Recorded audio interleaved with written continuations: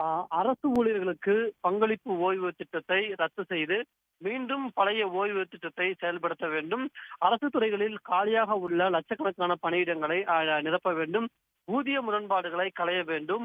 சிறப்பு காலமுறை ஊதியம் தொகுப்பு நிலையத்தில் பணியாற்றும் அரசு ஊழியர்களுக்கு ஆ, நிரந்தர பணி வழங்க வேண்டும் மற்றும் காலமுறை ஊதியம் வழங்க வேண்டும் உள்ளிட்ட 10 அம்ச கோரிக்கைகளை வலியுறுத்தி வரும் ஜனவரி 6ஆம் தேதி முதல் ஜாக்டோ ஜியோ மற்றும் போட்டோ ஜியோ உள்ளிட்ட அமைப்புகள் போராட்டத்தில் ஈடுபட உள்ளதாக அறிவித்துள்ளனர்.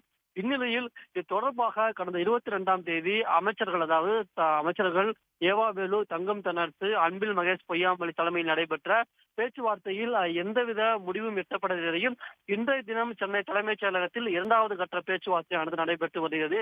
சென்னை தலைமைச் செயலகத்தில் உள்ள அமைச்சர் ஏவா வேலு அறையில் அமைச்சர்கள் ஏவா வேலு மற்றும் தங்கம் தென்னரசு தற்போது முதல் கட்டமாக போட்டோ ஜியோ அமைப்புடன் பேச்சுவார்த்தை நடத்தி வருகின்றனர்.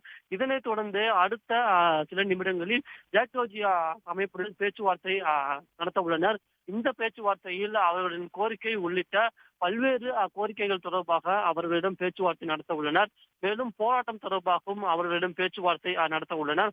குறிப்பாக கூற வேண்டும் என்றால், அரசு ஊழியர்களின் ஓய்வூதியம் தொடர்பாக மூத்த IAS அதிகாரி ககன்தீப் சிங் பேடி தலைமையிலான குழு அந்த அறிக்கையை அளித்துள்ள நிலையில், அந்த அறிக்கை தொடர்பாகவும் அந்த சங்கத்தினரும் நிதியமைச்சர் தங்கம் தென்னரசு விரிவாக விளக்கம் அளிப்பார் என்று எதிர்பார்க்கப்படுகிறது.